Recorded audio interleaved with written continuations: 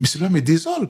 Je ne sais pas d'où vient la polémique selon laquelle le président Tidiane Thiam, dans son adresse, face à cette indignation, cette frustration, le monsieur dit, j'ai fait un sondage. En fait, les autres ont vu, ah non, non, non, il dit qu'il est le leader de l'opposition, il a fait un sondage, mais faites aussi votre sondage.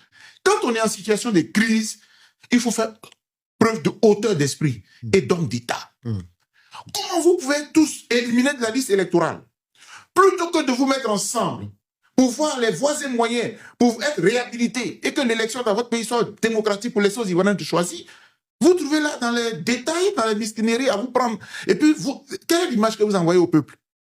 Je vous livre une petite information. Nous sommes déjà en contact avec le PPAC. Nous sommes déjà en contact, en train de renforcer, en train de tisser les liens.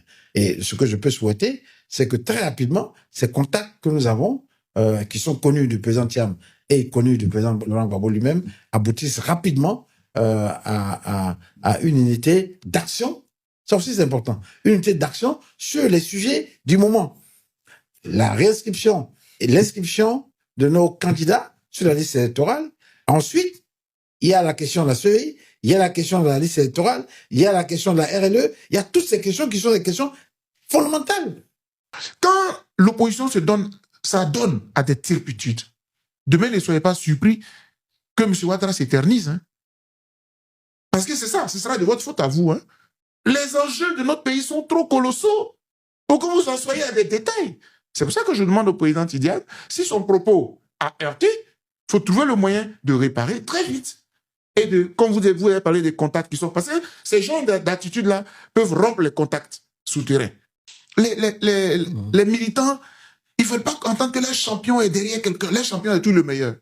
Vous voyez, moi, je finis avec tout ça. Parce que quand on a étudié et qu'on est froid, la politique, là, c'est un jeu il faut être froid.